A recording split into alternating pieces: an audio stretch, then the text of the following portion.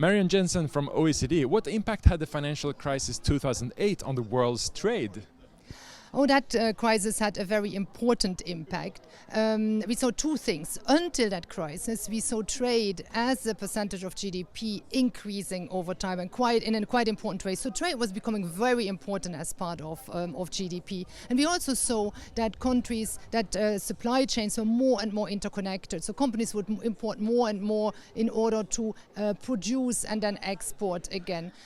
The financial crisis changed that. Since then, these two variables have been stable, so we haven't seen that growth of importance of trade for the economy anymore. But when you saw the trade data initially, you didn't really believe it? Why? What I meant to say is that when we look at how much value added is traded, we use very complex data set that come from national level. They're called input-output tables. And these data stop in 2020. Now we actually have to put a lot of work in order to have in 2023, 2020 data. Now, I'm concerned that any evidence that I base on 2020 data in the current period, where we have such a high frequency of shocks, that evidence is maybe not relevant for the coming 6 or 18 months. And this is a concern. We have to start looking in using different data. Now a question about WTO. Is it correct to say that the view on WTO has changed a little? Well, when the WTO created, I think that all of its members were aware of that they had created something precious, complex and very, very important. And for many years, governments were very careful to treat that organization well, not to expose it to big risks. We have seen important changes there. You know maybe that the appellate body of the WTO dispute settlement system is dysfunctional. And we also see now an increased appetite to try out new types of policies that may be distortive for trade, but countries introduce them nevertheless, running the risk for a dispute and running the risk that this maybe potentially weakens the World Trade Organization. This is a pity because the organization is very important for the global trading system. At the moment there is a green industrialization ongoing, but it's also like somewhat subsidizing war, isn't it?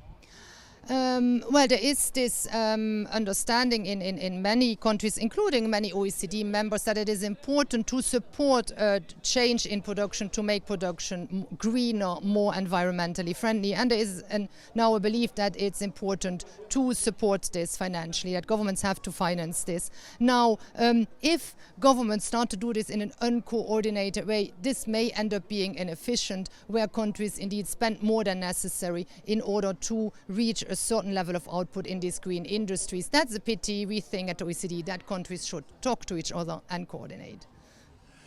In your role at OECD, you meet countries that are complaining about the food prices.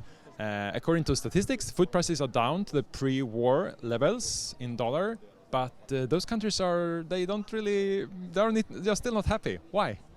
Well, I've mentioned to you that we are going through a period of multiple shocks and multiple crises. What tends to happen in these moments is that the dollar increases, the value of the dollar, notably when expressed in the currencies of emerging countries. Now, some of these countries are importers of food. So if I'm an importing country in Africa, maybe the dollar price of a crop like wheat that I import is back to where it was before. But if the dollar is 20% more expensive, then wheat is going to be 20% more expensive in my country. So this is an issue for importers. Finally, a final question here. We're talking about risks. Which are the biggest risks at the moment regarding to supply chain and supply chain disruptions? It is very hard to foresee where in individual supply chains disruptions can occur, and this is something we as economists are tackling with. How can we help governments to foresee the next individual supply chain risk? When it comes to an international global risk of supply chain disruptions, we consider that in the current moment the lack of coordination around policies, be it for instance in the environmental field, but also the increased influence of geopolitical considerations on policies that may not be trade policies, but policies that affect trade, we do consider this of an important risk for supply chains.